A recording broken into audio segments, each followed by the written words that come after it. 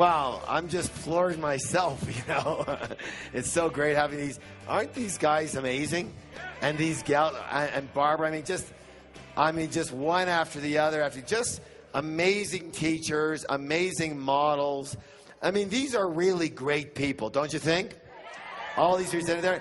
And the thing about it is that whenever I find trainers for you and choose them, and et cetera, the most important thing is, do they have heart? Do they have spirit? Are they real teachers? Are they real what? Are they real teachers, or are they public speakers? To me, and I'm not saying anything wrong with it, there's a big difference between a public speaker and a teacher. Raise your hand if you know what I'm talking about here. A public speaker generally is just a person who's out there, they kind of got a script going, and they've got all the little nuances, and they got the little inflections, and they know just how to pause before a real major piece. They got all that thing down, and I don't have any of that shit down, right? And here's the thing, all of our trainers, they're just amazing people. I just look up to them, they're so smart. And when I know these people personally, which is such a blessing, you really get to see another level of living that most people don't live at. And I certainly, have come through the ranks, but I just look at these people, and I get a chance to be with them and meet them and play with them and go to events with them, and they come to my events. I get a chance to talk with them a little bit. These are very, very, very high echelon people. I hope you recognize that. I hope you appreciate that. And I just, they're just not the norm. They're very, very, very unusual in the fact that they really have one thing in common. Do you know what that is? They have worked on themselves, just like you are doing. They have worked. I think there was a line there. I forget who said it, but it was a great line. It said, we're born fine, and then we end up defined. Who said that? Who was it?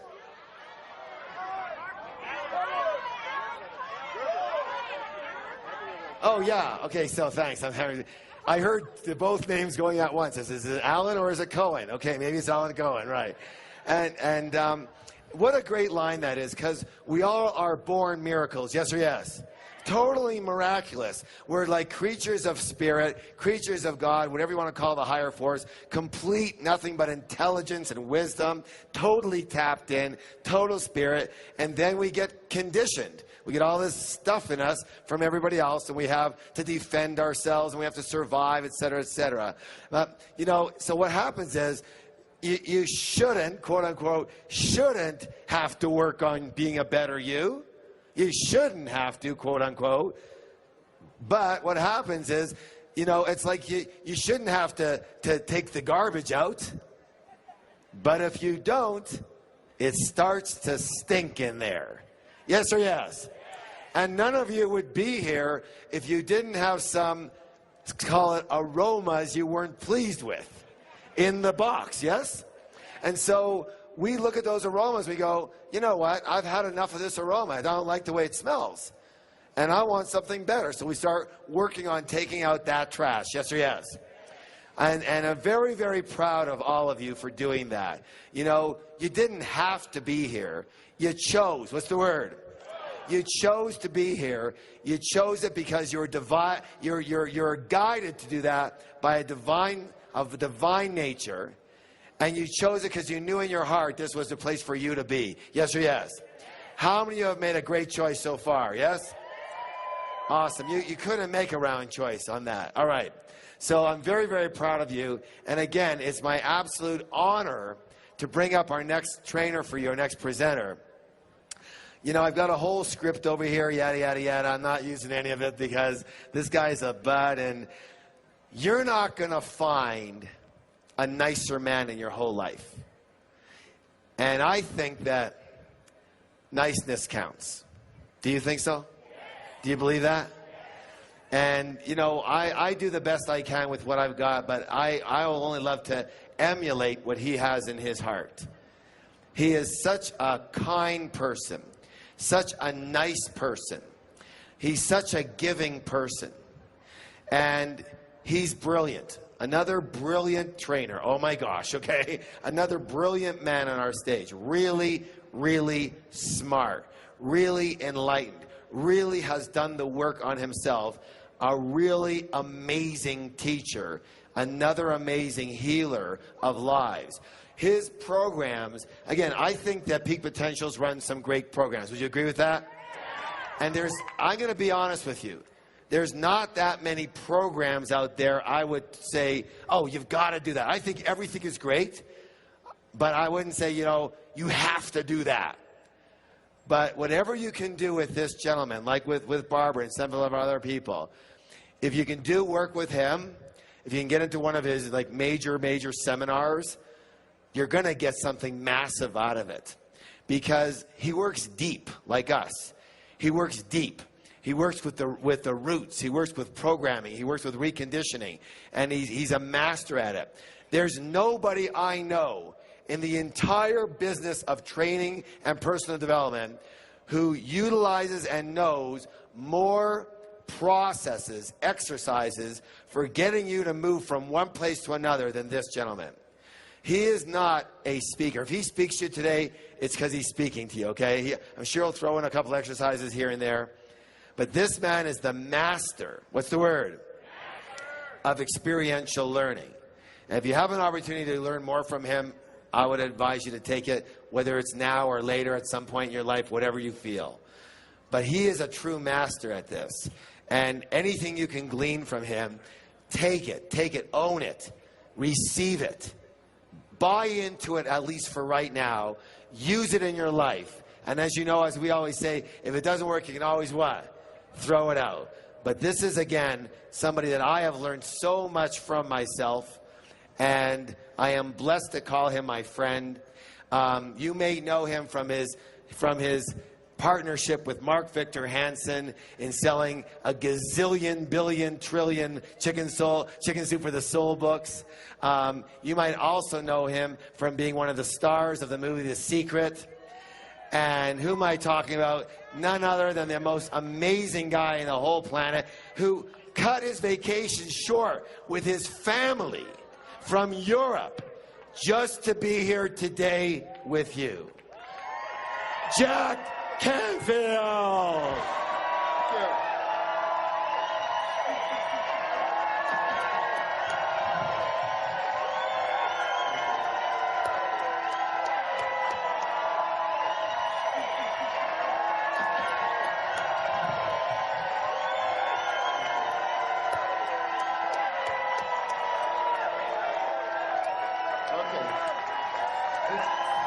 Thank you.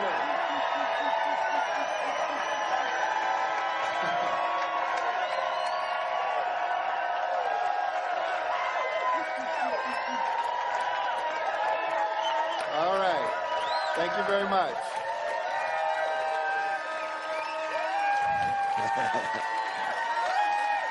All right.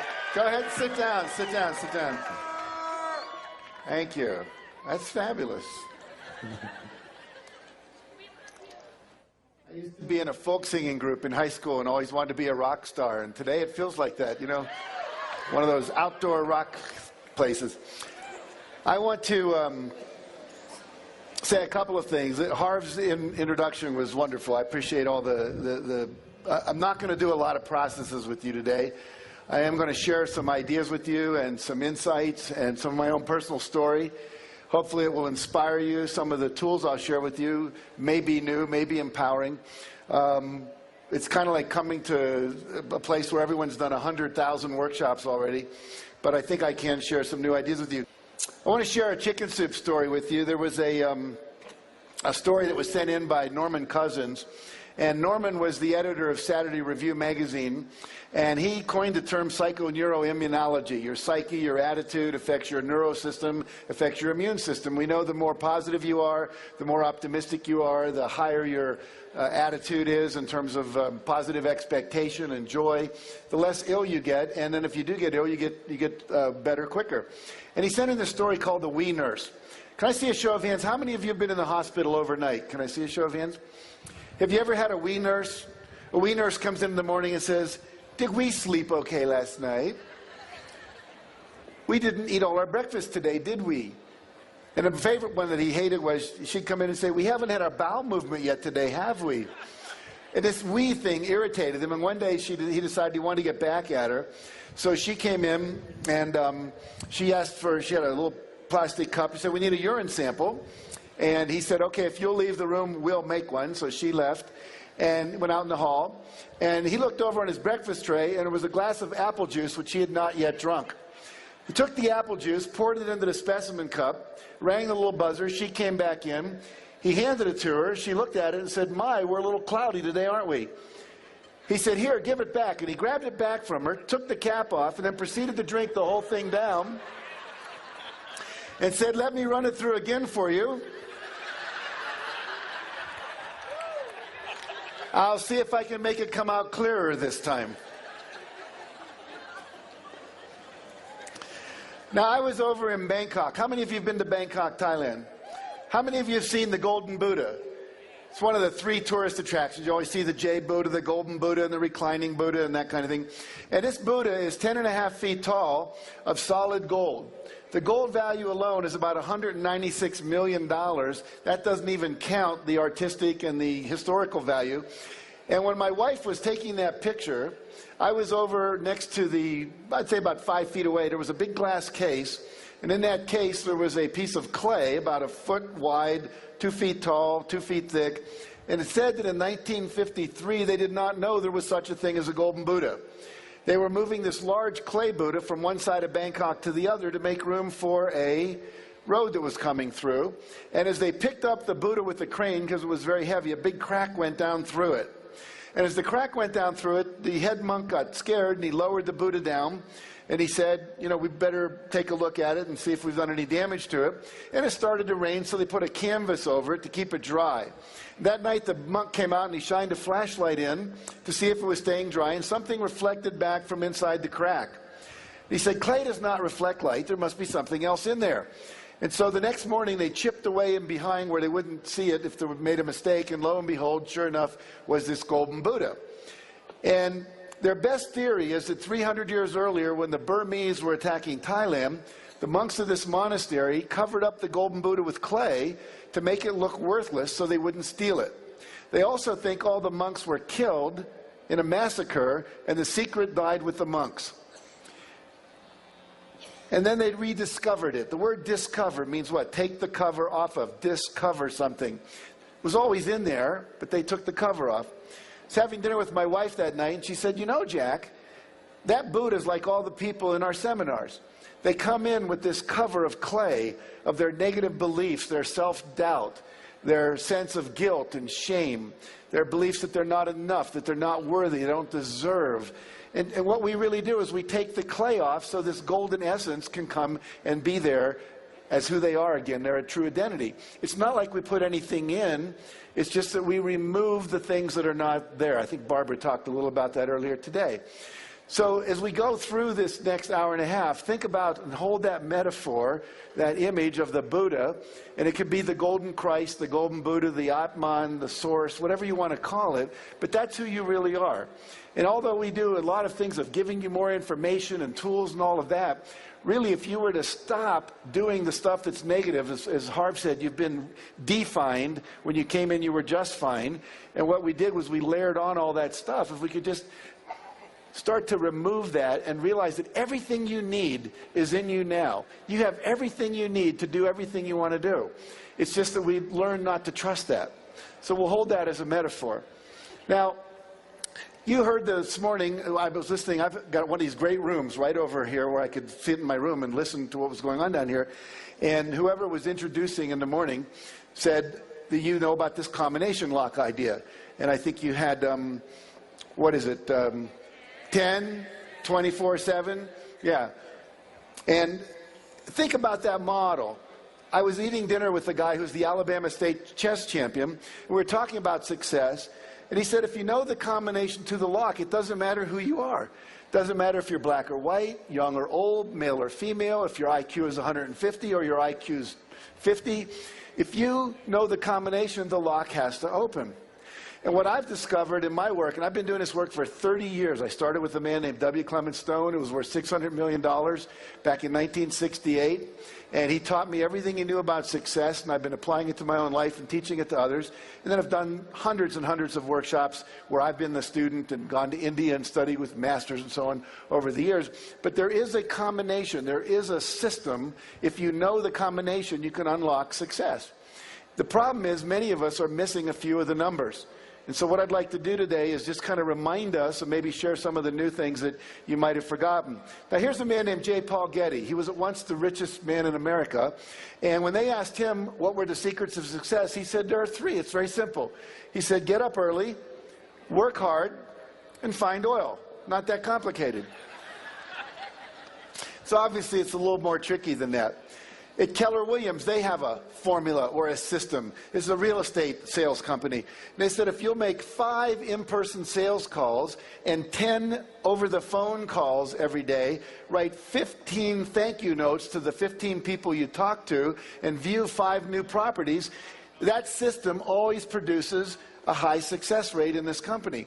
So it's a system. It's a formula. Again, 5, 10, 15, 5. Again, this morning, 10, 24/7 that you've learned in Peak Potentials. So there are some formulas. Now, when I studied this, I came up with 64 universal principles that I've studied over the last 36 years. I don't expect to share all those with you today. Maybe we'll get through 9 if we're lucky. But this is a book I wrote called The Success Principles. It's now in 17 languages. You can see a couple of them up there. The one on the far left is in Russian. I was just speaking in Cannes last week in France to 6,500 women from Russia, the Ukraine, and Kazakhstan. I found out my name over there is Giek. Literally, we'd come out of the hotel and there'd be 500 women going, Giek, Giek, photo, Giek, autograph, Giek. And all of a sudden, I was really glad I'm not Brad Pitt, because you couldn't move.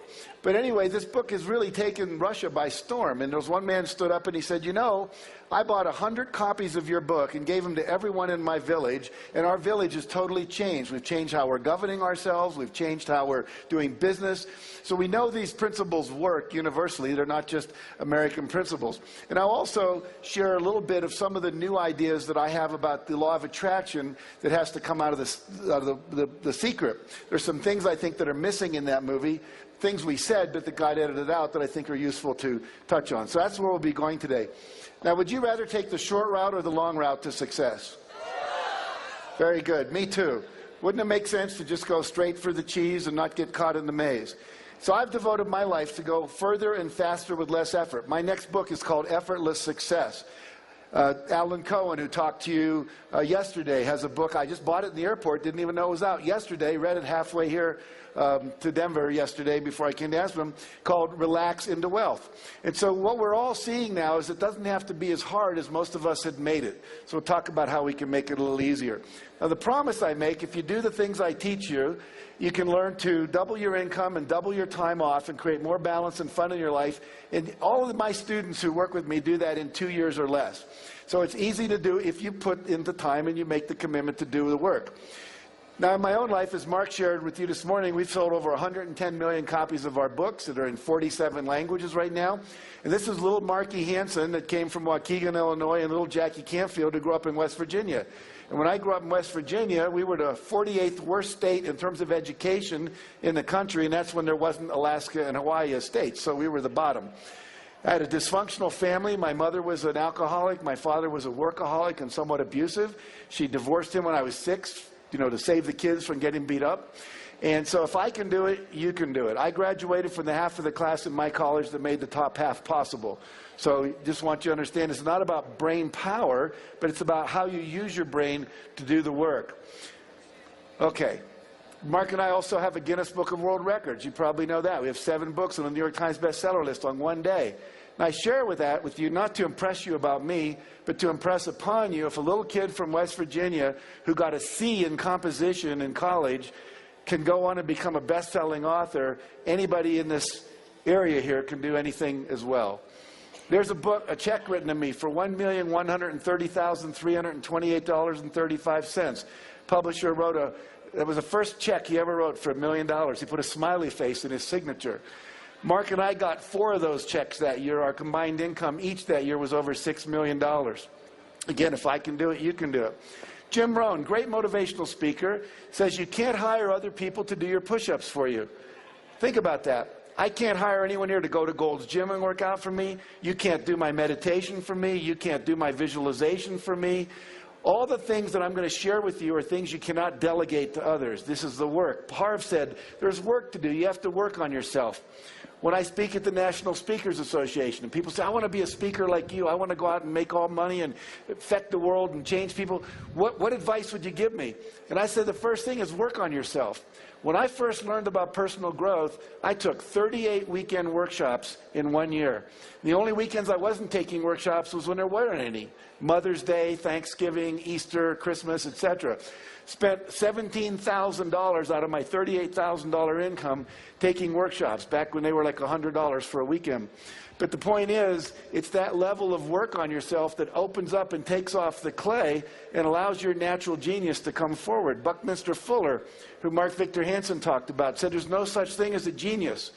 He said some children are just damaged less. It means there's less clay on the golden Buddha or the golden Christ that lives inside of each of them. Now, the first principle, if you're taking notes, this would be a good place to start. And if you're not taking notes, this would also be a good place to start. And that is to take 100% responsibility for your life and your results. Now, most of you have heard that before, but I would ask you a question. Have you ever blamed anyone for anything in the last year? We get mad perhaps at the president or the economy or the oil prices, or we blame other people for our not being successful.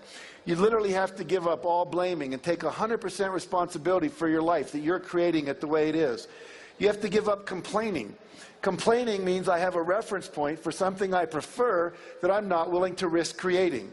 If I was complaining about my wife, it would mean that I have to have a reference point of someone better out there that I would rather be with, that I'm not willing to risk leaving my wife to go be with. Or I'd have to risk working with my wife and sharing with her there were things I didn't like about her that I would want her to change, and that might create a conversation that might be a little bit uncomfortable. But without taking that risk, I can't create what I want. If all the women in the world tomorrow died except for my wife, and I came to work, would I be complaining about my wife? No, I'd be going, hey, there's only one woman, and guess what? I got her. You only complain when there's a possibility of something better. Complaining tells you there's something I want I don't have, and when you complain, that's not an activity that's going to produce it. It's simply something that says I'm going to complain about it rather than do anything about it. Give up all justifying for why you didn't achieve your results, all defending your positions that don't work, and all excuse making. Now, I met this kid named Matty Christensen when he was 11 years old. We were interviewing him for one of our chicken soup books. And he said, if you look at the picture, you'll notice he has no arms past the elbow and no legs past the knee. He's got two prosthetic devices on his knee, from the knee down for his legs and his feet. And he's got a lacrosse stick appended to his arm, prosthetic device, which allows that to be his pitching hand and his catching glove. And at 11 years old, Matty's baseball team was number 2 in the state of New York, with him being the pitcher. So what that tells us is it doesn't matter what your condition is, you can still choose to create what you want and become a champion. Matty said to me when I interviewed him, he said, you have to give up all of your excuses and find a way. He says, if you're going to be successful, you have to be solution-oriented rather than a complainer. I was getting a seminar on success from an 11-year-old boy. Now, there are 3 things we have control over in your life: your thoughts, your images, and your behavior and your actions. Harv does a seminar called The Millionaire Mind. It's the idea of our thoughts making and controlling our reality. So I want to look at thoughts with you for just a minute. We'll see how the weather holds out here. Hopefully we'll make it through this. What I'd like you to do is look down at the end of your hand. You'll notice there is a little line that goes across your wrist. Does everybody have like a little indentation, a little wrinkle that goes across there? And you'll have one on the other side as well. And here's what I'd like you to do. I'd like you to line those up perfectly, and then put your hands together like that, but start them so that they're coming directly from that line. And if you're like most people, you're going to find that one of your hands is a little longer than the other. Most of you find that? Take your shorter hand and put it in front of your face. If your hands are the same length when you do that, take either hand and put it in front of your face. And here's what I want you to do. I'm from California, like Barbara, so we do a lot of weird stuff there. So I want you to look at your hand, and we're going to say out loud in unison 8 times, grow longer. Okay? We're just going to intend for our hand to grow longer. We're going to do it in unison. So here we go. 1, 2, 3. Grow longer. Grow longer. Grow longer. Grow longer. Grow longer. Grow longer. Grow longer. Grow longer. Okay, stop. Now line them up exactly the same as before, and notice what happened.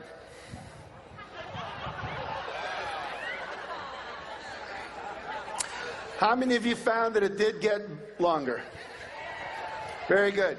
So what this shows us is the power of our intention and the power of our minds over physical matter, starting with our body. And we see that we actually have that power over physical matter all throughout the universe.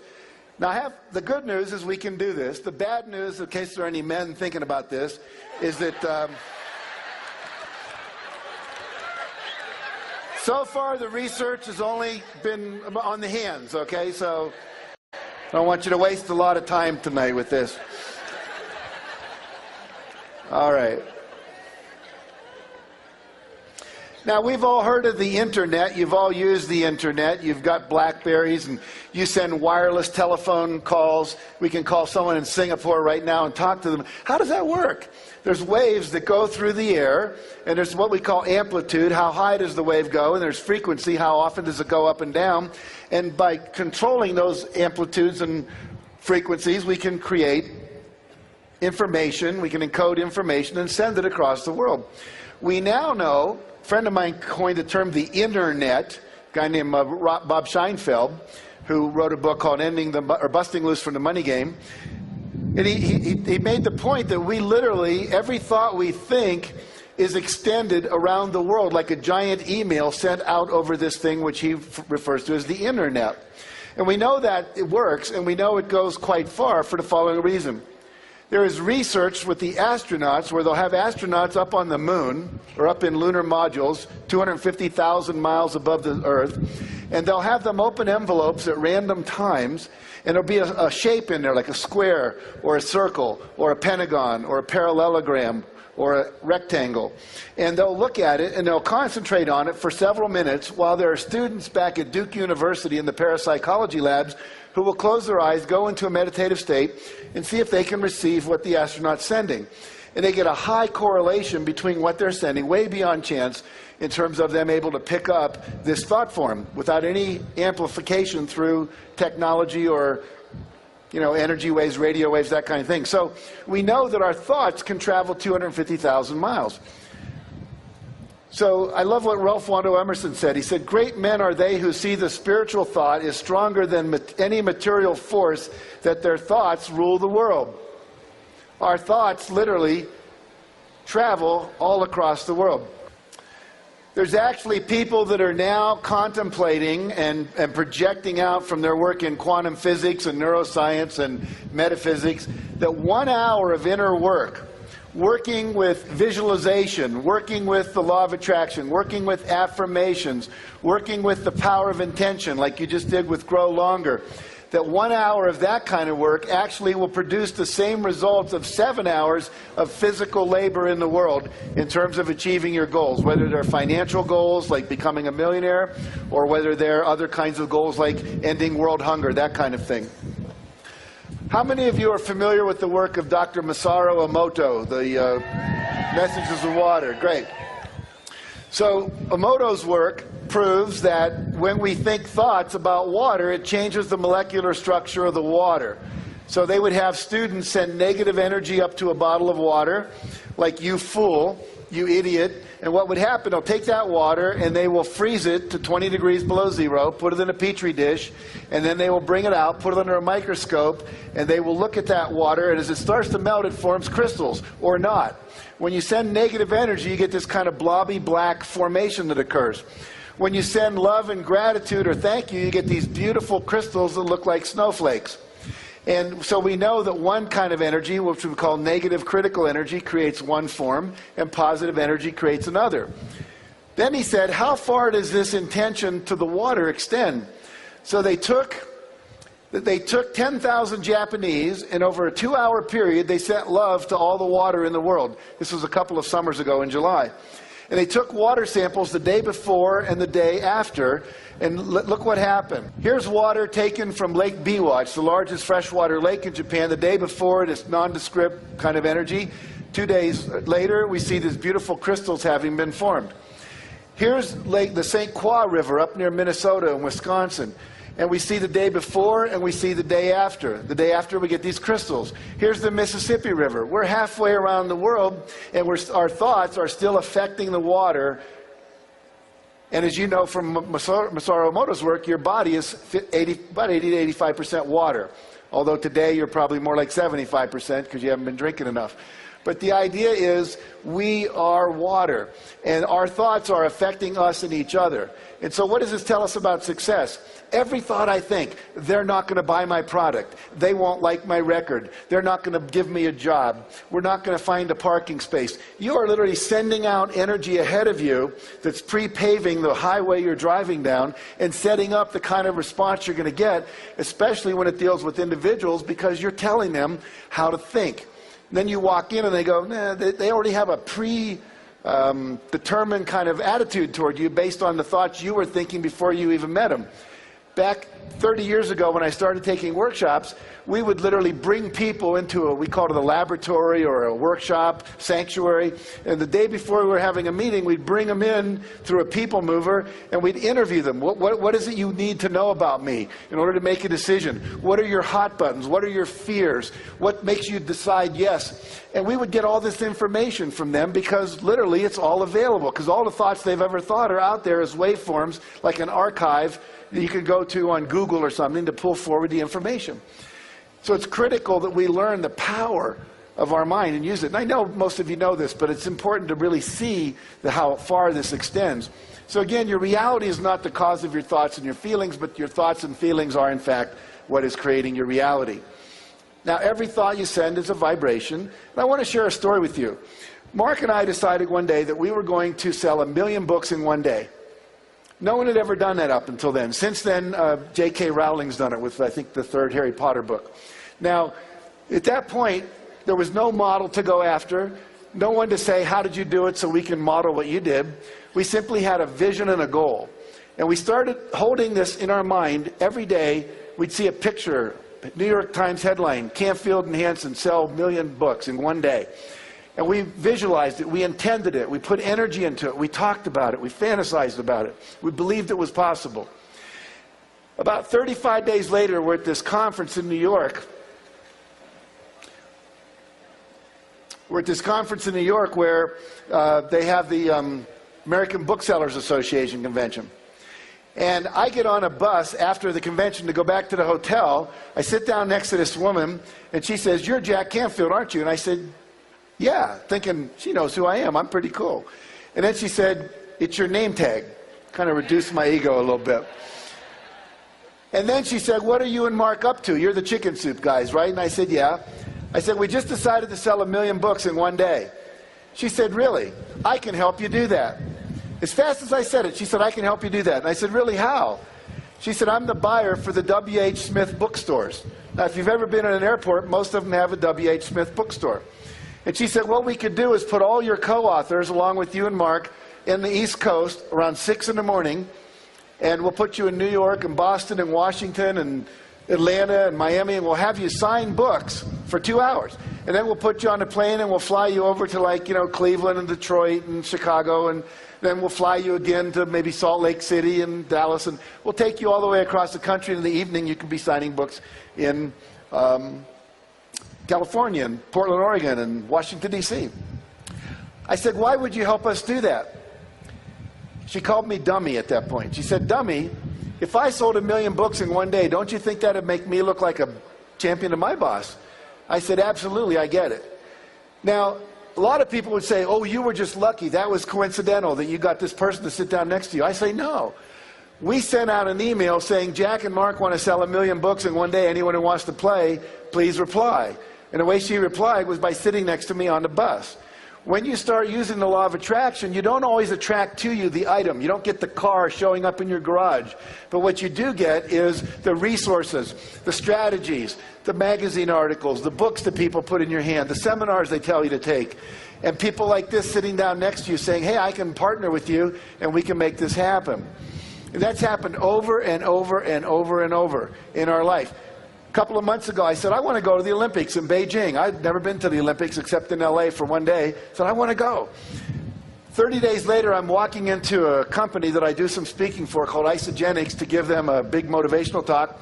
And as I'm walking in the back of the room, this Chinese guy walks up to me and he says, are you Jack Canfield? And I said, yeah. He said, have you ever spoken in China? I said, Hong Kong, but not mainland China. He said, how would you like to do that? I said, great. I said, even more importantly, I'd like to get tickets to the Olympics. He says, oh, that's a done deal. I can get that for you. He walked up to me. So literally, you'll start having these people come into your life. There's actions you have to take, but it gets very, very exciting. So we want to use the internet. I just told you that, so we'll move on here. Now, you may remember in the movie The Secret, it talks about the 3 steps. Ask, believe, and receive. And I want to take this ask part a little deeper today. So the success principle 2 that I write about in my book is called Decide Exactly What You Want, which is the asking part, having preferences, having desires, setting goals, having a vision, having objectives, becoming a millionaire, whatever it is that you want. Now remember in The Secret, it says talk about what you want, not what you don't want. I was interviewing a woman, a counseling client, and she said, I want you to teach me how to use the law of attraction to get the perfect guy in my life. I said, great. Describe your perfect guy. She said, oh, no, I know exactly what I want. Just teach me how to use the law of attraction. I said, I will, but I want to make sure you've got this right. She said, okay. I want a guy that doesn't smoke, that doesn't screw around, that doesn't watch TV all weekend, that's not a sports maniac and never spends time in an... And she gave me 11 things she didn't want. It doesn't work. You have to focus on the positive, not the negative. Now here's a guy named Lou Holtz. Lou Holtz was the coach of the Notre Dame football team. Several national championships, many bowl game championships, and so forth. His recent book is called Wins, Losses, and Lessons. Now I wrote a book, or edited a book, a year ago called You've Got to Read This Book. And I interviewed 55 people, along with Gay Hendricks, about the book that had changed their life. Was there one book that changed your life? And he said, yes, there was a book that changed my life. It was called The Magic of Thinking Big by David Schwartz. I see a few people are clapping. You've read the book. Exactly. Now, in that book, David Schwartz says you should make a list of all the things you want to achieve before you die. And he recommends a list of 100 things. I know Mark mentioned that this morning. So Lou Holtz had just lost his job. He was an assistant football coach, lost his job. And he was home, and his wife had to go back to work as a radiologist to make enough money to feed them. And one day she came home and she said, I was in the supermarket and they had this book for sale called The Magic of Thinking Big. Why don't you read it? So he read it. He wrote out 107 goals that he wanted to achieve. And when his wife came home at night, he was real excited and he showed it to her. He said, honey, look, 107 things that I want to achieve in my life. Thank you for this book. It's got me real excited. Why don't you read my list? So she read the list. Then she said, at the end of the list, she said, Lou, you need to add one more goal to the list. He said, what's that? She said, find a job. Find a job, Lou. We need to have a job. Now he had 108 goals. Lou's now in his 70s, and when I was interviewing him, he said, I have achieved 102 of those 108 goals. And those goals included winning a national football championship, eating dinner at the White House with the sitting president, meeting the Pope, going to the Vatican, appearing on the Johnny Carson late night show. All major goals. Landing a plane on an aircraft carrier was another one he had. Now, what he said was the goals give you direction. They give you a sense of movement in your life. John Goddard is another person we wrote about in the first Chicken Soup for the Soul book. He set 127 goals when he was 15. He's now in his 70s. He's achieved 115 of his 127 goals. So I really want to have all of you do that as a way to get clear about what it is you want in your life. If you've not yet done that exercise, sometime before you get home, on the plane home or whatever, start to think about what would be 101 goals that I want to achieve. When I was interviewing General Wesley Clark, he said it doesn't take any more effort or any more time to dream a big dream than it does to dream a small dream. Barbara today was talking about dreams of changing the world, of bringing your influence and your essence, your contribution out into the world.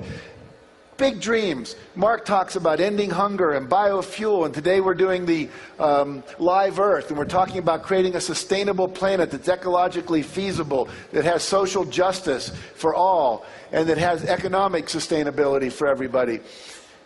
Those are huge goals. Let your goals be as big as you want, but don't make them bigger than you want because you don't have to. In other words, trust what you want to do.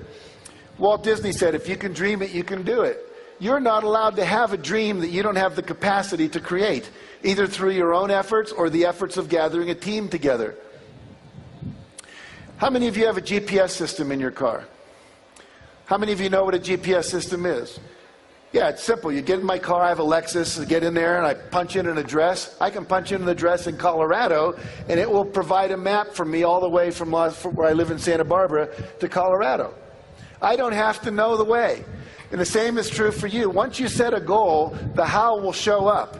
Too many of us are concerned. We won't set the big goal because we don't see how we can do it. We don't want to look like an idiot. We don't want to commit to something and be foolish and be disappointed one more time.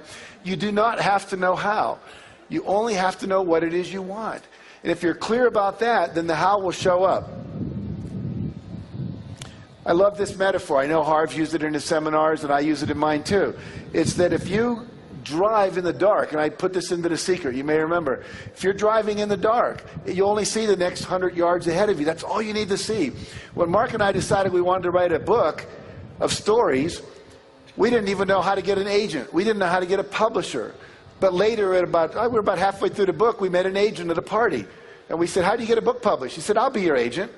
Then we went to New York, and 24, 33 publishers, whatever it was, turned us down. And then we went, the agent gave us the book back and said, I can't sell it, you have to sell it. So we went to the Booksellers Association convention because someone said if you go there, every publisher, there were 4,000 publishers there, they all have booths, most of them have their acquisition editors. So we went and did that. Finally, Health Communications decided to publish it. Now we didn't know how do you market it. So we asked 11 people, including Barbara DeAngelis, John Gray, who'll be speaking here. We asked Stephen Covey. We asked Ken Blanchard, who wrote The 1 Minute Manager. We asked Harold Bloomfield, who wrote the TM book on Transcendental Meditation. All had best-selling books. And they said, do this, do this, do this, do this, do this. We did 5 things a day that they told us for 14 months. We did not hit a bestseller list for 14 months. But once we hit that list, as Mark said this morning, we were #1 on that list, in the New York Times list, for 3 years. And then when we brought out the second book, we didn't even think about that. Oh, second book. And then a third one and a fourth one. Now 125 books, something like that in print. And then some people came and said, hey, we'd like to license your brand. For what? Dog food. I said, are you kidding me? We're going to retire on dog food. Chicken soup for the pet lover's soul, cat food and dog food. So you never see the whole thing. But if you just start, I promise you the how will show up all along the way. People will give you books. They'll say to go to seminars. You'll meet the right people at the right time. The other thing I want to talk about for just a minute, because this is, I think, a little bit of a different twist on the law of attraction as I've been talking to people, is we always talk about attracting into our life what we want. Attracting in the $1 million or the perfect spouse or the perfect home. But I want you to think about this as well. Everything that you find yourself attracted to is part of the universal guidance system telling you this is the way you're supposed to be moving. This is where your destiny lies. Barbara talked today about the idea that she gave up the TV thing. And then people were offering her TV shows, and she said, no, it doesn't feel right. It doesn't feel good. I don't get excited. I don't get turned on. There's no juice for me. And so you look at, you're attracted to certain people. Trust that. You're attracted to certain teachers, to certain seminars, to own certain kinds of things. I remember I was going to a workshop with my wife. It was a conference of humanistic psychologists. And my wife is very, very much into how to say this. She's much more into people and relationships and pets. I mean, her happiest thing is shoveling horse poop out of our barn, out of our horses' stalls. Not my favorite thing, but she loves it. And doesn't care that much about money. And so I said, I'm going off to this money seminar. The guy was saying you can triple your income in a year. I said, I want to learn how to do that. And she kind of got mad at me. She was judging me. I thought you were above that. Come on, you know, everything. And so I go and I sit down next to this woman in a seminar, and it's about 10 minutes before it starts. And she says, what do you do? And I told her, asked her what she did. She's a veterinarian. And I said, really? What do you specialize in? Anything? She said, yeah, cat leukemia. I said, that's interesting. My cat has leukemia. My veterinarian told me it's not curable. She says, no, we've actually come up with a cure. I said, really? And as a result of that meeting, our cat got cured of feline leukemia. See, you never know. You never know. Whatever you're attracted to. See, because the universe, infinite intelligence, God, source, whatever you want to call it, your own unconscious, it can see farther than you. Like right now, you can see from wherever you are up here, but you can't see behind you. But God or source or infinite intelligence is way up here. It sees everything. It sees the traffic jam 20 miles down the road. And all of a sudden you get this intuitive impulse, gee, I think I'll take the mountain pass today. Oh, that's stupid. No, but if you take it, you'll avoid the accident or you'll avoid the traffic. You've got to learn to trust your inspirations. As soon as you set a goal, as soon as you have an intention and you believe in it, and you get rid of the self-doubt, and you have a positive expectancy, you fully expect it to happen, what happens is you're going to start getting little inspirations. You'll be sitting there typing a paper, and all of a sudden you'll get this inspiration to walk down the street and maybe take Mrs. Jones, who's a new widower, some cookies. And you'll think, well, why would I do that? I got a lot of work to get done here. But let's say you do it, and you walk down, you bring her some cookies, and you have some tea, and then she says, oh, and by the way, my son-in-law is here, let me introduce you to him. And you go in and you meet the son-in-law, and you find out he's a Porsche dealer, and he's selling a used Porsche for just the amount of money that you can afford to get that Porsche you always wanted. That kind of stuff will show up over and over and over and over, but you got to trust the intuition. You have to act. I don't know if any of you have ever heard of a spiritual community in Scotland called Findhorn. Any of you heard of Findhorn? The guy who started Findhorn with his wife, Eileen Caddy, his name's Peter Caddy, tells a story of drinking tea with his wife and getting this, he just got this intuitive flash, he should go see his friend Bob.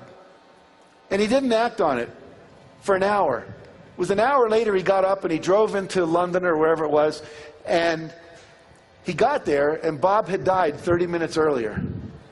And he said, I learned from that moment, when I get an inspiration or an intuitive flash, I need to act on it now, right this minute. How many of you have had an intuitive insight to do something, didn't do it, found out someone else did it, and made a whole lot of money doing the thing you thought about but didn't do? Any of you ever had an experience like that? Yeah, you've got to take action. As soon as you have the impulse, start acting on it. Now, 3 quick techniques to clarify what you want in life, how to ask clearly. One of them we just talked about, but I'm going to talk about a different one here for a minute. It's called the irritation list. My suggestion is you go back to your home, your house, your apartment, wherever you live, and you make a list of everything that isn't exactly the way you want it.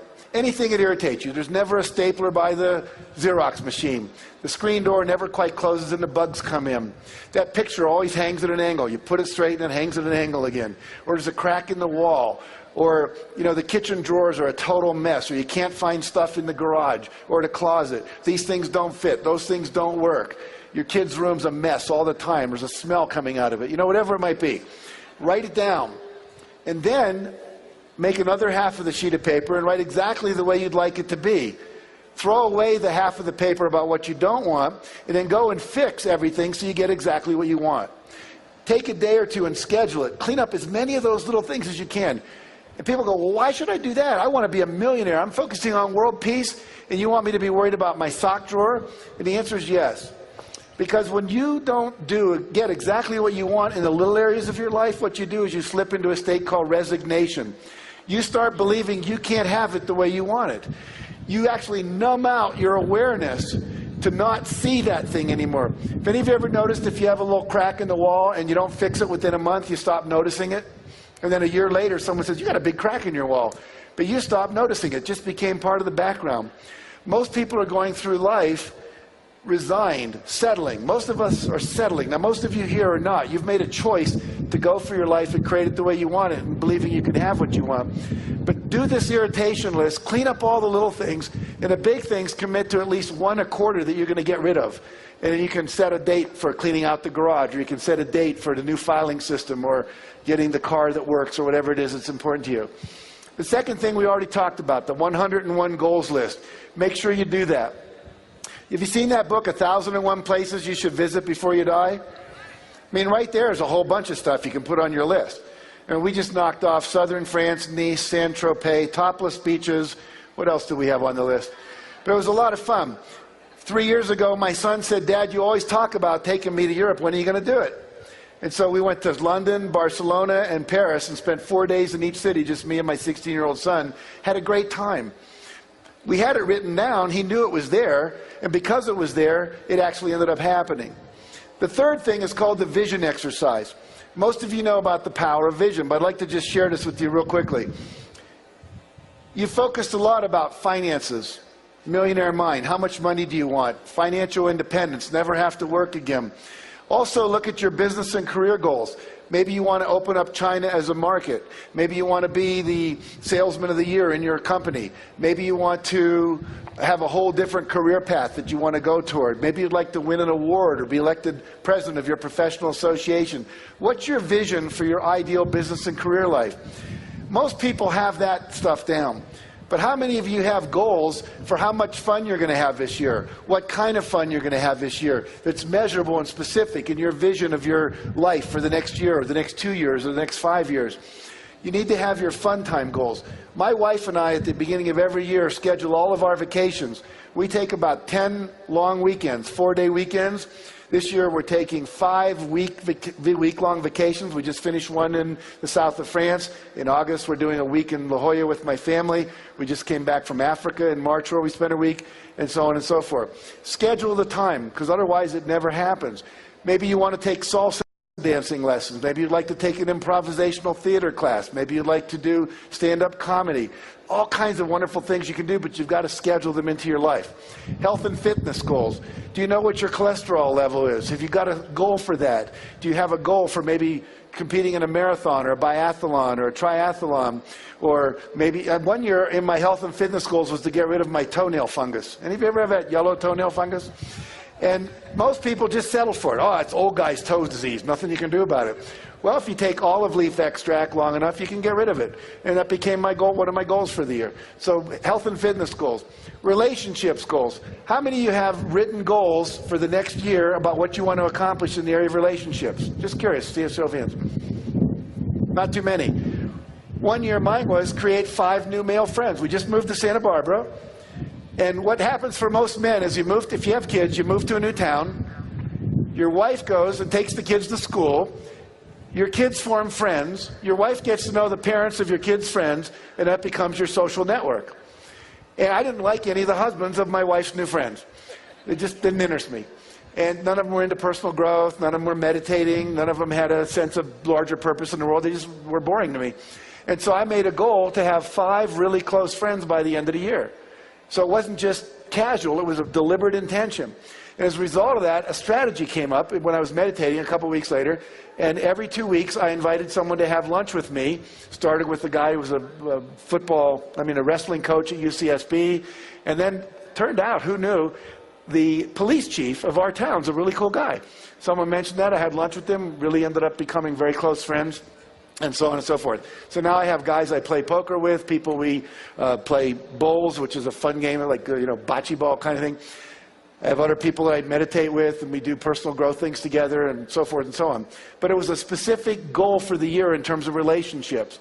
And then the area of personal. Personal would be personal growth, emotional growth, things you want to do that grow you. It could be learning to play the piano. It could be learning French. We heard Art Linkletter speaking, I think, like 9 languages. So what are your goals in the personal area? And then finally, have a vision for your life in terms of contribution and legacy. I want to share a story about this part. There's a man named Kenneth Baring who used to be a co-owner of the Seattle Seahawks. He was worth about $500 million at the time. I don't know what his net worth is now. It's probably increased. And he said his life went through 4 stages. The first stage was called stuff. He said, I wasn't happy, and I figured if I had a lot of stuff, I'd be happy. So he got a lot of money, made a lot of money, bought a lot of stuff. He had a private plane, a private yacht. He had the big house. He had the fancy cars. He had everything he wanted, art collections, great wine from around the world. And he said, I still wasn't happy. Well, I figured maybe I needed better stuff. So he said, the next stage of my life, I just bought a bigger plane, a bigger yacht, a better house, better wine, more expensive this. I still wasn't happy.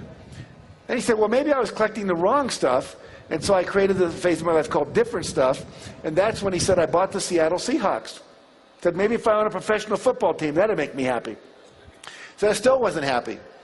And then he got a call from a friend who said, I'm going to go over to Bosnia, and we're going to take a plane full of wheelchairs, and all these kids that have either been born malformed or have lost their legs to landmines, we're going to give them wheelchairs, because wheelchairs give them mobility and freedom. And so he got in a plane with his friend, and they flew over to Bosnia, and he got off, and they were putting all these kids in wheelchairs. And he said, I picked up this first kid. He was about 11 years old, didn't weigh much. He was real thin. And I put him in a wheelchair. And I went to turn away to get another wheelchair, and the kid wouldn't let go of me. I turned back around. I looked down, and there was tears coming down his face. And he said, please don't go yet. And through an interpreter, he said, I just want to look at your face so I can memorize it. So when we meet again in heaven, I'll be able to thank you one more time. And he said, I started to cry uncontrollably. And he said, it was the first time in my life I felt pure joy. And as a result, Ken came back and he started the Wheelchair Foundation. They've given away over 400,000 wheelchairs to kids around the world. And he said, I've never been happier in my life. And now he's created a new foundation because one of the biggest problems in the world is lack of clean water. We have thousands and thousands of people with all kinds of diseases and cataracts, all because they don't have clean water. And so he started a new foundation. He said, I've never been happier in my life, and he calls this last stage of his life purpose. And he actually wrote a book called A Life of Purpose. The point being, and several people have said this, the real joy comes from giving. Bob Proctor, I know, will talk tomorrow about this. I love this idea. He said it's critical that you make a lot of money. He said money is very useful. He said without money, the good you can do is limited to your physical presence. See, I can show up at a homeless shelter and I can hold kids and I can read stories and I can brush people's hair and I can do lots of stuff, but it's limited to my physical presence. But when you have money, as Mark does and I do and many of the speakers up here do, and we give away millions of dollars. We planted over 1 million trees in Yosemite National Forest, figuring we certainly used up a lot making books. So we thought we ought to put a few back into the ground.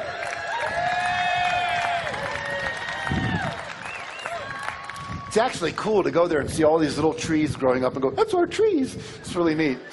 But the point being that you want to have influence for good.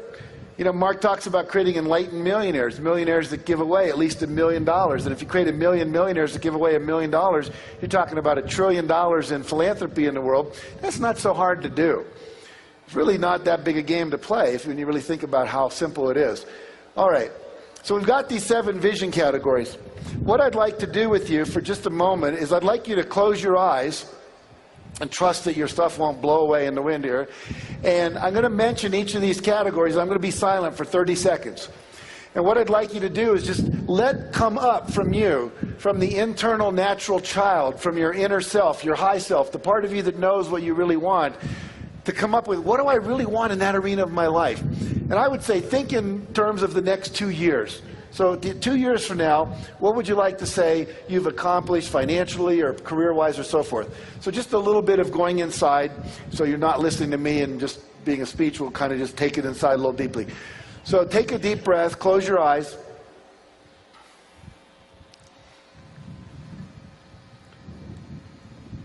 And take another deep breath and just let it all go. You can feel the wind on your face. A little bit of moisture. Remember, whatever it rains, it's cleansing, it's cleaning out the old, bringing in the new. In Hawaii, they say whenever it rains, it's auspicious. It's the God's way of blessing the event. So we're going to get a real blessing now. So think of the area of financial. What do you truly want in your deepest heart, financially for yourself 2 years from now? What would you like to have accomplished? What's your vision for that? And then think about the area of business and career. What do you want to accomplish? What's your vision for what you will have been able to achieve 2 years from now?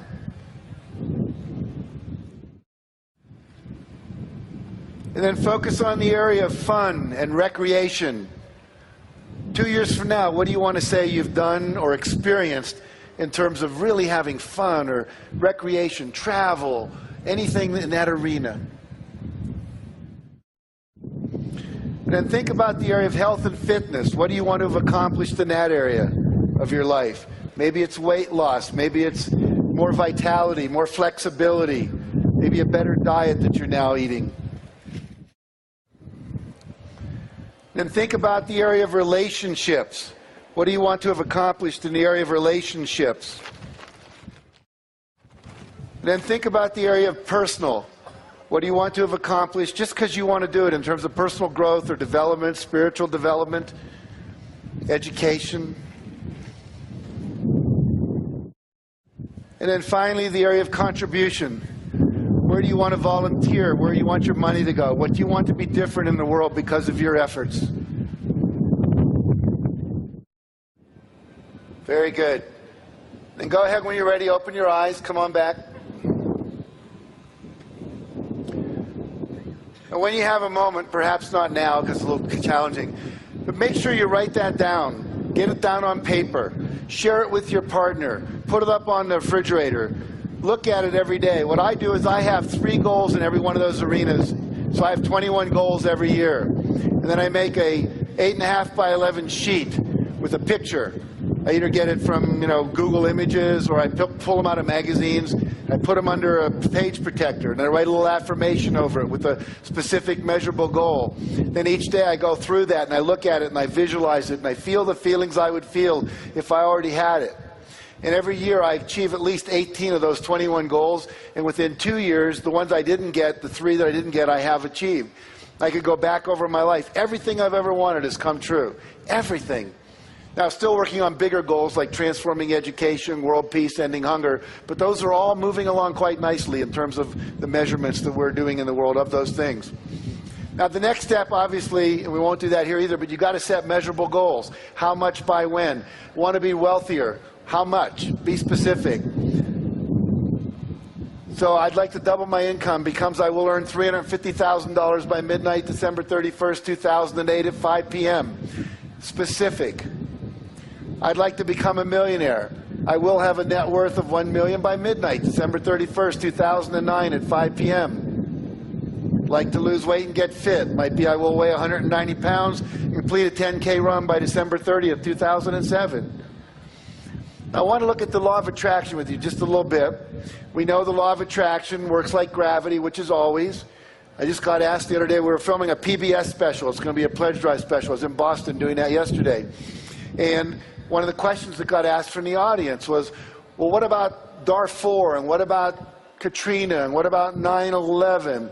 I'm now coming to believe, and I didn't believe this 3 years ago, but as more I study law of attraction and hang out with the other people teaching it, I'm now beginning to believe that everything is attracted into our life, either by our behavior, by our thoughts, by our fears, by our fantasies, the things we talk about, the things we watch on TV, and we go, oh, I hope that never happens to me. Or we watch a movie like Blood Diamond and we see all this violence over diamonds and we get really upset about it. We actually create more of everything we have intense feelings about. So literally, I want you to act as if you're creating everything and become really, really, really, really disciplined about what you think, what you read, what you watch, what you talk about. I was with Mark Victor Hansen in New York about 3 months ago. We were getting some awards for books, some convention, and we went out to dinner afterwards about 10 o'clock, and we talked till about 2 in the morning. And literally, in that 4 hours, neither one of us said one negative thing about anything or anybody. Mark told me the projects he was working on, and I went, that's fabulous. How can I help you? You need to meet this person. I just met that person. You guys need to network. It was all about how do we do it? Where do we do it? What's happening? What's good? What's good news? Mark was saying, wow, we can educate a kid in Africa for $120 a year. We can send him to college in Africa. I didn't know it was that cheap you could do that. We talked about microloans. We talked about educating. We talked about some research that shows the fastest way to end hunger in the world is to educate young girls in rural villages. Who knew the research? But it's there. So literally, we just yes. How do we do it? Then I get on the plane the next morning to fly back to LA, and the guy next to me is talking about how crappy the world is, how bad his children are, the government, this thing is bad. Never occurred to us once to have a negative thought. It was all about what do we want? Let's make it happen. How can we help each other? You go. And so basically, that's what you want to be doing. Only focusing and talking about exactly what you want. When you talk about something's not working, all you're going to do is create more of it's not working. People come up to me and say, I've been doing the law of attraction for 3 months. I still don't have my car. It doesn't work. Well, what you're focusing on is it doesn't work. And you're going to get more of it doesn't work. What you want to focus on is where it is working. Hey, I wanted to get a place by the window at the restaurant, and I got it. You know, some people keep what they call a manifestation journal. At the end of every day, what did I manifest? Well, how's it working? And what we know is what we focus on, what? It expands. And so you want to focus on only that which is what you want. Okay, whatever you think about, talk about, and fantasize about, or give your attention to, you're going to attract more of. So you really have to become deliberate and intentional. Now, 3 stages we talked about: ask, believe, and receive. So I want to move into the next section here. In a moment, we're going to talk about believing, and we're talking about creating a vibrational match for that which you want into your life. You must always be feeling good. Anytime you're feeling good, you attract more into your life to feel good about. When you're feeling bad, when you're upset, when you're pissed off, when you're resentful, when you're scared, when you're in doubt, you're actually pushing away all the things that are waiting to come into your life. Most of what you want is kind of sitting out there in the parking lot waiting to come in, but when you're talking about negativity and you're criticizing other people, it's pushing it away. And the faster you can get over that, the faster you'll manifest stuff into your life. So the more we can be in gratitude and abundance. Let's talk about gratitude for a minute. When you watched the movie The Secret, you saw about the gratitude rock that Lee Brower uses in his life. John Demartini never gets out of bed until he has a tear of gratitude. Sometimes he says, I'm in there for an hour, just focusing on what I'm grateful for, but until that tear comes out of my eye, I do not get out of bed. And John is a millionaire, probably 100 times over. Started out as a dyslexic kid. He was basically dying when this person took him under his wing and gave him an affirmation, which was something like to the effect of, I am a wise person and everyone I touch is benefited by my wisdom. And now, John has read every book ever written by any Nobel laureate in any field in the last 10 years. And he's a genius at what he does. Whereas before they said, you got to drop out of school, you're ADD, and at 14 he dropped out of school.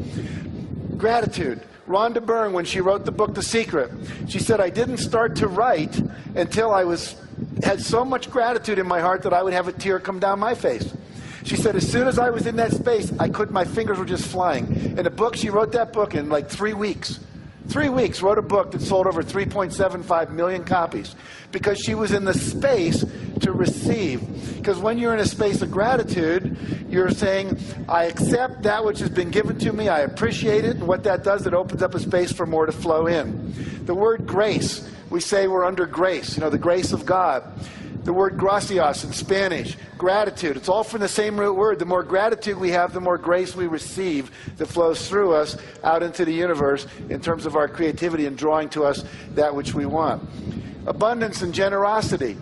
You want to be always giving as much as you can. Barbara talked about that hugely today. Be in a state of joy. I now teach that at least 1 hour a day you need to take for yourself and do the things that you most love to do. Right now, I'm learning to play the piano, so that's what my hour's about. For my wife, it's the horse poop and petting our dog and our cats and all of that stuff. She loves it. She just does. For someone else, it's listening to Bach or Beethoven or listening to Bono or whatever it might be. For someone else, it's painting or gardening. I was doing a seminar up in Canada, And actually, I was actually on a TV show up in Canada, and this woman stood up in the audience, and she said, I have a question. I said, great, what is it? She said, I haven't been happy for 7 years. You're talking about joy. I haven't experienced joy for 7 years. I said, what happened 7 years ago? She said, my husband died. I said, really?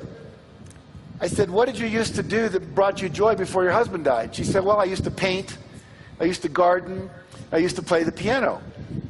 And I said, have you done any of that in the last 7 years? She says, no. I said, well, here, go home, and tonight I want you to play the piano. Tomorrow I want you to go out and garden, and the next day I want you to buy some paints and paint something. Then I want you to write me a letter or give me a phone call, and I gave her my card. And about a week later I got a call, and she said, I can't tell you how happy I am. Happiness partly comes from doing things that make you happy. And for some reason, most of us spend our time doing the things we think we should do, and we don't go out and do the things that make us happy. So literally, make a discipline of doing the things that bring you joy. It's like having a joy diet. And basically, if you can get into joy all the time, like Mother Teresa was, or the Dalai Lama is, or Mark Victor Hansen is 90% of the time, and I am 90% of the time, then things just start flowing into your life at a magical rate. Okay, forgiveness is another big piece. You must forgive, because anytime you're holding resentment, you're not in joy, you're not in love, you're not in inner peace. You have to let go and release. And there are all kinds of powerful processes. John Gray wrote a book about the total truth process. If you can feel it, you can heal it. There's a book on letting go on forgiveness by Jerry Jampolsky. I mean, there's many, many techniques out there. Find one and use it. The emotional freedom technique, the 5-minute phobia cure. There's a ton of technology that can, in like 5 minutes, you can get rid of a phobia. In 5 minutes, you can get rid of a negative belief, just tapping on certain meridian points. Things that we teach in our seminars, you can go into in greater depth. Be in a state of love. Always expect the positive. Always expect the positive. I basically gave Mark a little feedback. I mean, I think everything he said this morning, but once he said, oh, I don't think Al Gore will ever get 2.5 million people to watch that TV show. I said, Mark, that's a negative thought. Expect the positive. If you don't expect it, it won't happen. So you want to always be in that state of expecting that it's going to show up. Expecting it. I mean, how many of you would call Domino's Pizza, order your pizza, and then call them back and go, are you guys really going to bring it over? You sure? You're not kidding me? Yeah, you really do that. Okay. You know, if you did that 3 or 4 times, they'd put your number on caller ID and they wouldn't take your call anymore. And yet we do that with the universe all the time. I'd like a Porsche. Oh, but I can't afford it. I'd like a Porsche, but, you know, whatever. Now, probably more today we should say, I'd like a Prius instead of a Porsche, right? We're all learning. Some of the things we've been trained to want aren't really the best things for us. We have to learn some new stuff around that. All right, I'm going to skip over that slide. Here, I love this quote from Tiger Woods. He says, one of the things my dad kept instilling me was the joy of the game. He made it fun for me. A lot of times I see a lot of kids, they don't enjoy being out there. It's a shame. You're supposed to enjoy the game. I say the same thing about life. You're supposed to enjoy the game. One of the things I try to instill in my clinics is, yes, go out there and give it all you have, but more importantly, enjoy what you're doing. If you're not loving it, you know, all the teachers say, do what you love, the money will follow. Follow your passion, follow your heart. I don't know if Alan Cohen said this when he talked to you, but it was one of the things I learned in his book. Did he mention this concept of hell yes or hell no? Yeah, that's a great idea. If it's not a hell yes, instantly it's called screw it.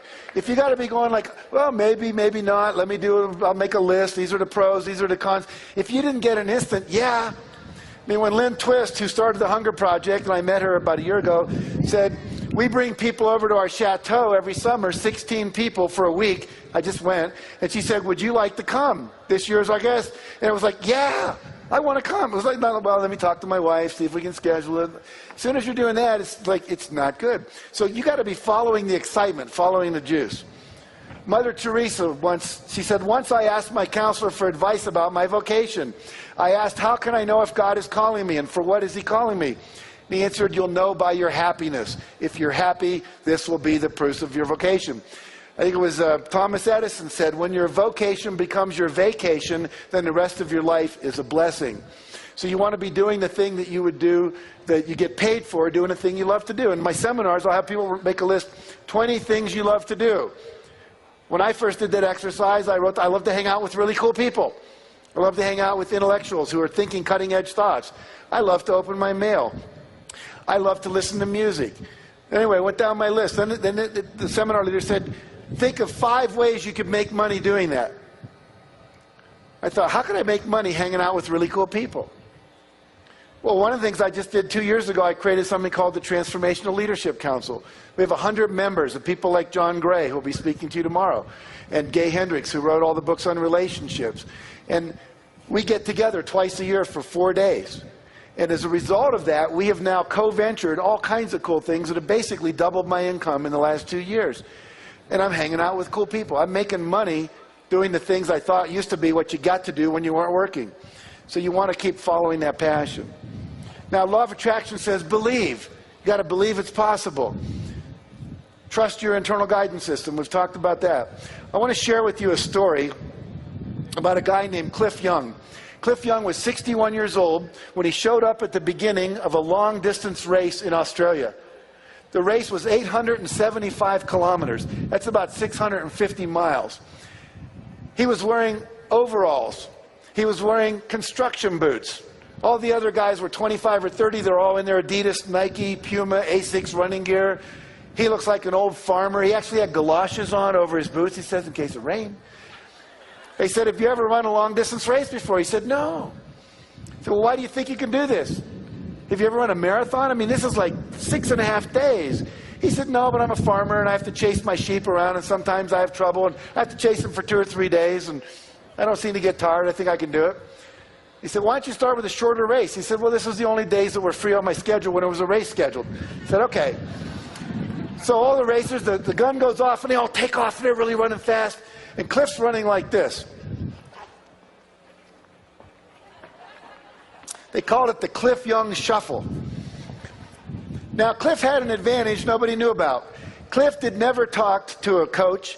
He'd never talked to an elite distance runner. He'd never read Runner's World magazine. He never read a book on long distance running. He didn't know that when you do a long distance race, you run for 18 hours, sleep for 6. Run for 18, sleep for 6. Run for 18, sleep for 6. So he was running so slow, when he got up to the part where everyone was gone to bed, they were all asleep. No one told him to stop and go to bed. So he just kept running on by. He ran nonstop for 5.5 days and broke the record by 12 hours.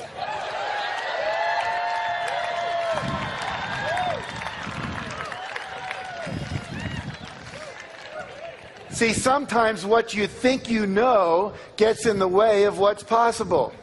If you believe you can do something, you can figure it out. But you have to believe. You have to believe it's coming into your life. I love this quote. It says, never tell anyone something cannot be done. God may have been waiting for centuries for somebody ignorant enough of the impossible to do that very thing. You know, you think of all the technologies we have, the airplane, FedEx. When the guy that put FedEx together, he was an MBA student at Yale, and he presented the paper that outlined the FedEx process. They gave him an F on it and said it's not possible, it will never happen. And now when you think it absolutely positively has to be there overnight, you go what? FedEx. So everything that exists started out as somebody's dream, somebody's idea, and 9 times out of 10, they told you it couldn't happen. Here's a kid named Farrah Gray, 19 years old, born in the ghetto, mother's on welfare. At the age of 6, he starts his first company. By the age of 11, he has 3 companies. Now, they're small. They do things like take rocks, paint them, go door to door and sell them as paperweights. But he made $50 his first day doing that, which was more than his mother made when she was the housekeeper. And then he got a bunch of kids together, and they would go to older people, and they'd say, we'll go buy your groceries for you and bring them back in our wagons. You just give us a couple of bucks. He gave one to the guy who went to get the groceries, kept one for himself, had a thing going.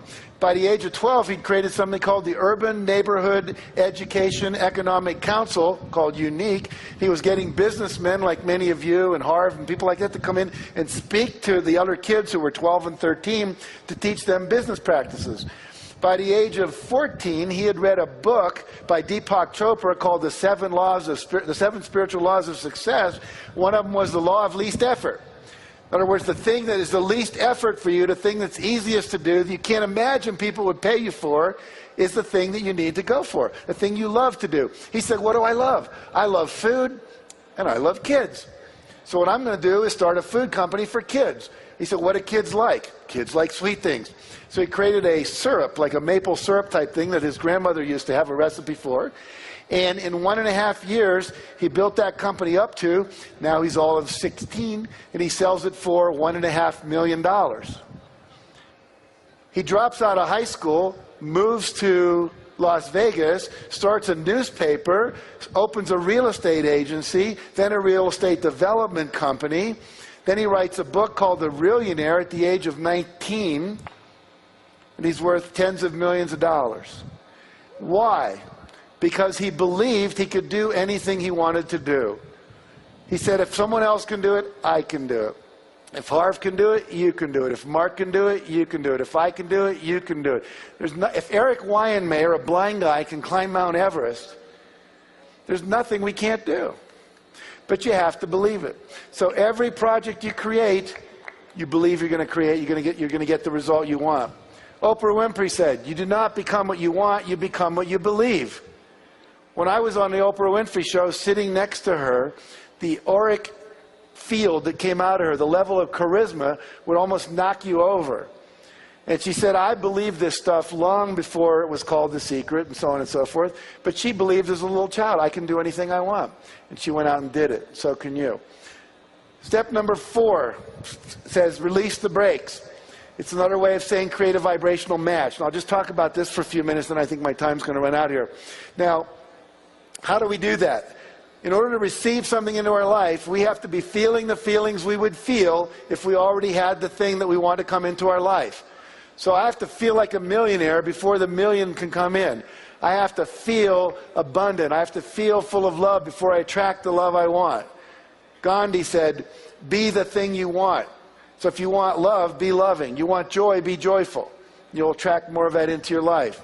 So I'm going to teach you 4 quick techniques. Most of you know these, but ask yourself, am I doing them? Number 1, affirmations. So I have an affirmation since I'm reveling in my $6 million a year personal income. Actually, this year it's up to 9 on my affirmation card. So you want to have an affirmation describing the result as already achieved. I'm reveling in my income. And I close my eyes every morning, and I feel the feeling. I see the bank account. I see my IRS report, $9 million gross personal income. And then I move to my next thing. This is one I used a number of years ago. I'm enjoying looking at my physically fit 185-pound body in the mirror. Now, if you look at that closely, you'll see my face when I have brown hair cut out and put over a body that was in some muscle magazine. And I put that on my mirror every morning. And every time I'd look at that, I'd say, gee, I don't quite look like that. And then I'd go into the gym, I'd lift weights, and I'd eat better and so forth. Now, I'll never look like that. I'm not going to spend 6 hours in the gym. But it basically motivated me. And it said I'm already experiencing it right now, even though I wasn't. By the way, a great technique, and I put that off on person. Don't freak out in the AV department up there. But I just didn't want you looking at that slide. When you're trying to lose weight, take your scale, and whatever weight you want to weigh, write it on a piece of paper, put it over your scale. So every time you step on your scale, you go, oh, far out, 185. This is cool. Because see what happens, you step on there and go, shit, 220 pounds, that sucks. And what are you going to attract when you have that? You're going to attract 220 pounds, and that sucks. See? So you're basically fooling yourself. You're programming your unconscious to create the 185 or the 115 or whatever you want. When Mark and I were writing Chicken Soup for the Soul, people would say, what are you doing? We're writing a best-selling book.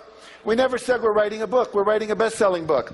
And then it changed to we're happily celebrating the sale of 1.5 million copies of Chicken Soup for the Soul.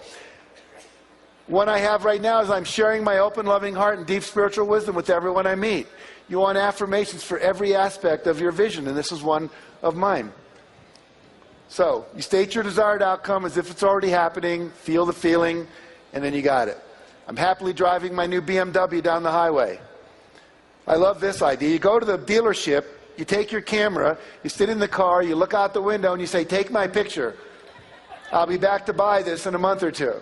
Then you take that picture home, blow it up, 8 by 10, 14 by 10, put it on your refrigerator, make it your screensaver, and then it just keeps coming into your consciousness. That's my car, that's my car, that's my car. I did that. I wanted an Audi one year, and about 3 months after I started, a friend of mine came who actually owned an Audi, and he said, I'm going to Europe for 6 months. I don't want my car to sit because it needs to run. Would you be willing to use my car for the next 6 months? Sure, why not? It's a great car. I didn't have to pay for it. Go down to the dealership, sit in the car, put your hands on the wheel, feel the feelings, get used to it. If you want to stay in world-class hotels like the Four Seasons, go to the Four Seasons. If you can't afford a room there, just sit in the lobby and have a drink. Go to the bar, have one drink. Sit in the lobby, watch the rich people come by and say, someday that's me, or now that's me, because it is you. You're sitting in the lobby of the Ritz-Carlton, whatever it might be. Get used to the feeling. Go to the houses. When they have open houses for houses that cost $10 million, go. My wife used to say, why go? We can't afford it. I say, yes, we will be able to. And now I live in a $6.5 million estate. So the point is, you want to get used to the feeling. You don't want to feel uncomfortable. Have you ever been to Rodeo Drive and gone into some of the stores where men's shirts start at like $450? The suits are like $2,000 and up. And you walk in and you go, I don't belong in here. It's almost like they're going to ask you for your Platinum American Express card and you won't have one and they're going to throw you out like you're a homeless person. The truth is, go in there, try on the shirts, try on the suits. Before we could afford it, we went into Armani. My wife tried on these suits. She looked incredible. I went, honey, that's you. And she said, I know. And now we can afford them. We couldn't afford them back then. But now we can. So get into the feeling of it. All right, create vision board. How many of you have a vision board or a wish book? Okay. Here's one, a friend of mine, Rick Kinman. He's got all this stuff on it. Here's this. I love this one. Someone just sent me this. This was a woman who was single. She wanted to be married, and she wanted to get married in Greece. And you see the pictures she had on her vision board. And then she sends me this. 6 months after she made the vision board, she met a guy, he proposed, they got married, and they did it in Greece. Came out of the blue. Mark wrote a book called Out of the Blue. It will come out of the blue. Here's some of the things on my vision board. And there's a picture of Oprah, and I was on her show, millions of dollars. I'm working on that body on the left-hand side. And more flexibility, getting more sleep. I want to go to the Taj Mahal in India and do some more meditation. Picture of my wife and I enjoyed, my mortgage paid in full, and so forth and so on. And then I ran across this really cool thing on YouTube. You might want to write this down. There's a guy named Malcolm Cohan, C-O-H-A-N. And he has a thing called Think It's So. You just go to YouTube and type in Think It's So. And what he's done now, he's created a proprietary software package where you can take your pictures from Google and all these places, and you put them into this package, and then what it does, it becomes a screensaver that pops up on your screen and works like a PowerPoint presentation that just keeps rotating by. So Think It's So, Malcolm Cohan, C-O-H-A-N. He's an Australian. And once I learned that, what I did, these are just some of the pictures that are in my screensaver now. This one says, I'm feeling exhilarated talking to audiences of 5,000 people or more. I've talked to audiences of 5,000 people or more 10 times in the last 3 months, including 17,500 screaming women at Arbonne. Amazing. A lot of fun. I'm enjoying celebrating total sales of 5 million copies of the Success Principles book and DVD. We are celebrating having sold more than 1 billion copies of Chicken Soup for the Soul books, and we had a person mock up Time magazine cover for us. I'm thrilled to be working with people in positions of power to create a better world.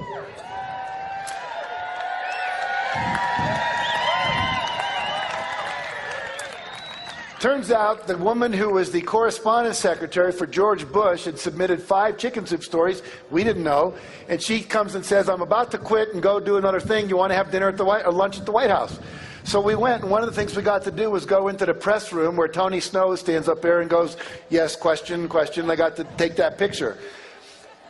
I'm sitting up with Mark at 2 o'clock this afternoon, and he says he was with Gene Houston in Greece. Gene Houston is one of the major advisors to Hillary Clinton, and Gene Houston said, we want you and Jack to work with the Democratic Party to help advise them for this new administration to bring more of this consciousness.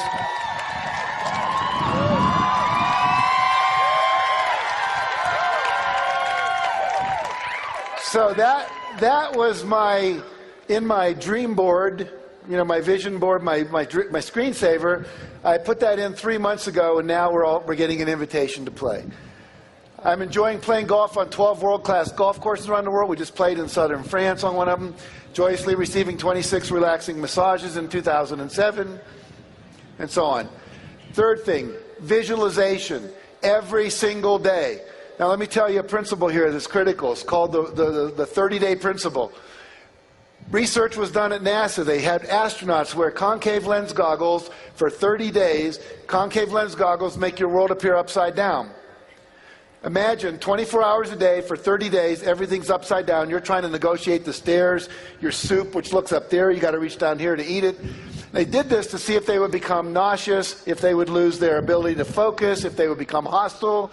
How would they relate to being in outer space when there was no gravity? That was basically the experiment. What they found that they didn't expect to find was that 25 to 30 days into it, every one of the astronauts, their brain flipped the image right side up again. Even though the image was coming in upside down, their brain flipped it right side up.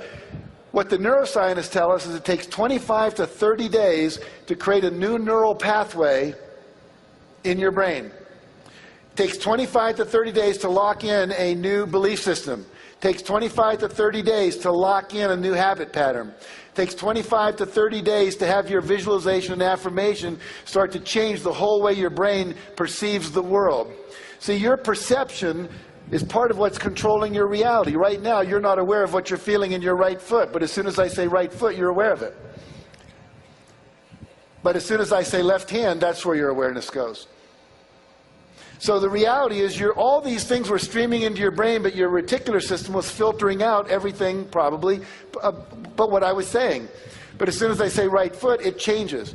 So as soon as you start visualizing, and you do that for 30 days, the reticular system in your brain says, start letting in everything that will help us become a millionaire, or solve world hunger, or work with the president, or whatever it might be. So you want to be visualizing for 30 days in a row without fail, whatever it is you want. Because they did an experiment where on day 15, they had half the astronauts take their glasses off, put them on back on day 16, took another 25 to 30 days before the phenomenon occurred again. So you must do 25 to 30 days. Does that make sense? That's one reason most people's affirmations don't work.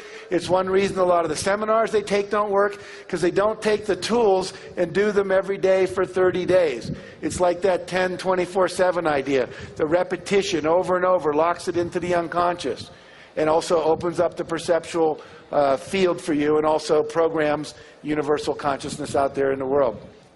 Okay, this is one of the most powerful tools that Mark and I have discovered. It's called Act As If. You all know you start acting like a millionaire before you're a millionaire. Here's a cool technique. It's called the Come As You'll Be Party. Have any of you done a Come As You'll Be Party? Okay, here's what you do. Mark and I went to a party. We belong to an organization we helped create called The Inside Edge.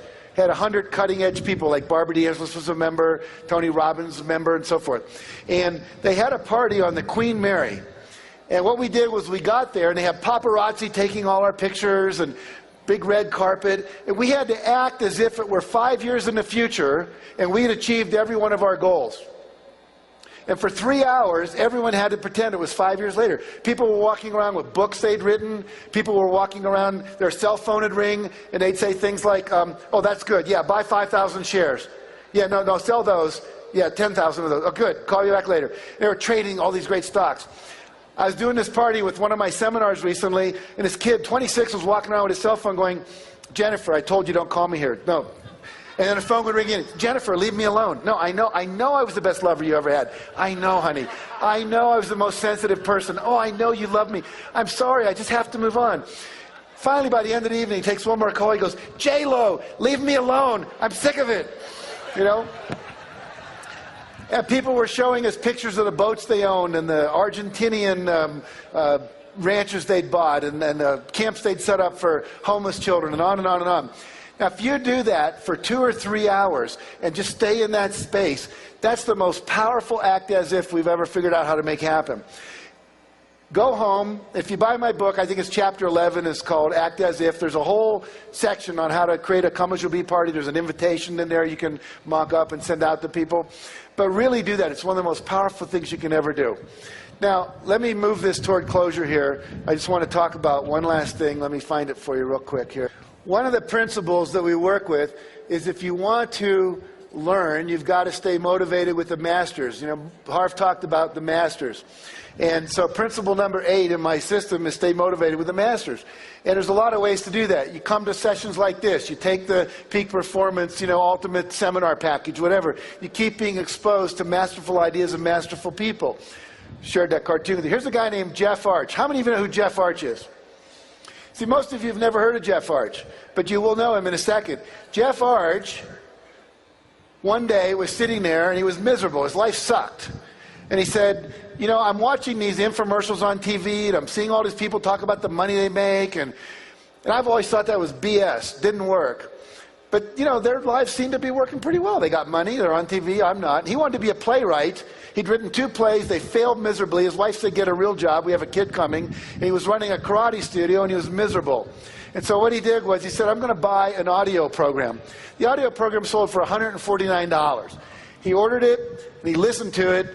And it changed his life. He said, wow, I got to go for my dream. I have to shoot one more time for my passion.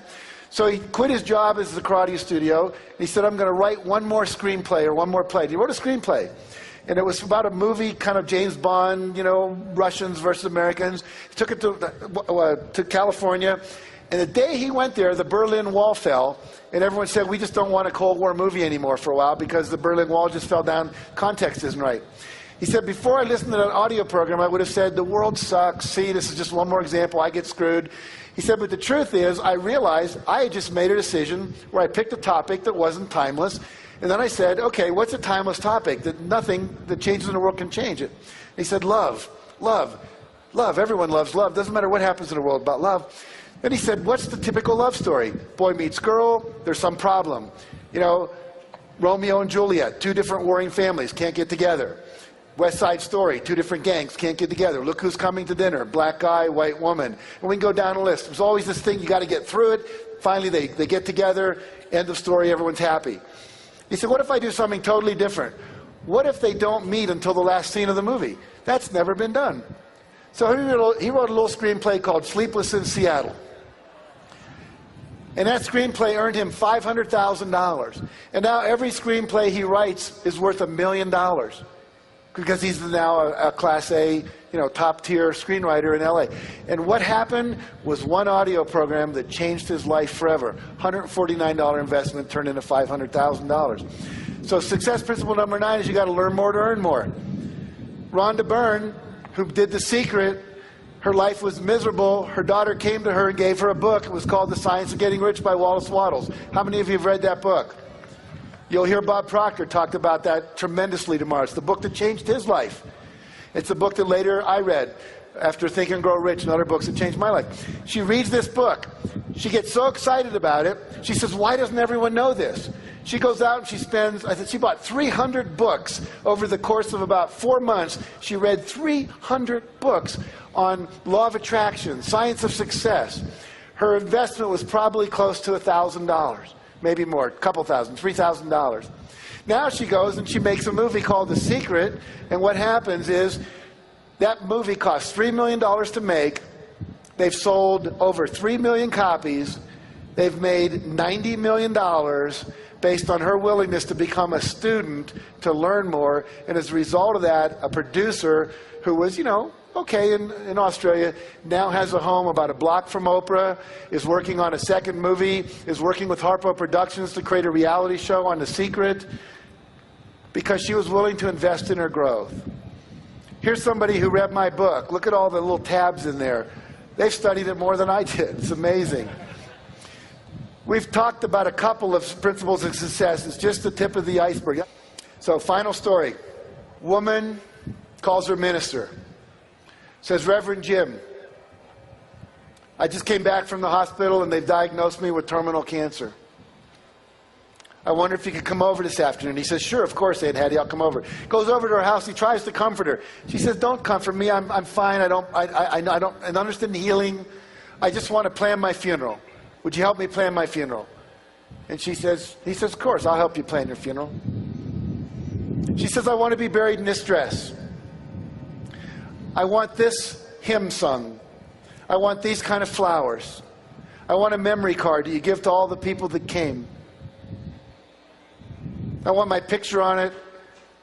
This is my favorite poem. I'd like that on it. And she went on all the things she wanted. And then she said, I want to be buried with my family Bible in my left hand and a fork in my right hand. He says, well, I understand the Bible, and Hattie, you're a very religious person, but why the fork? He says, whenever we have a church social, and they're coming by to collect the plates after we've had a dinner down in the basement of the church, whenever there's going to be a really great dessert, something like apple pie or cherry pie or peach cobbler or chocolate cake, they always say, keep your fork. And whenever they say, keep your fork, I know we're going to have a really great dessert. So they're going to come by my casket and they're going to look in. And they're going to go, Reverend Jim, I understand the Bible. Aunt Hattie was very religious, but why the fork? Just look him in the eye and say, Aunt Hattie knew the best was still yet to come. And so for all of you, if you take these principles that you're learning here from all the different teachers, not just mine, but all of them, this whole 3 days becomes like a total gestalt. Everything I would have said that I didn't, someone else is going to say. You're going to get the full package. But if you'll go back and put them into practice, and if you take the things I have, and if they're attracted to you, or you're attracted to them, put them into practice. Do the work. Because there is some time to put in. And if it feels good and it's fun, continue to do it. If it's not, don't. If you put the work in, you keep your consciousness clear, and you think the thoughts, you create a vibrational match, I promise you, for each and every one of you, the best is still yet to come. Thank you. Have a great life. It's been a pleasure and an honor to speak to you. Thank you very much. Be good.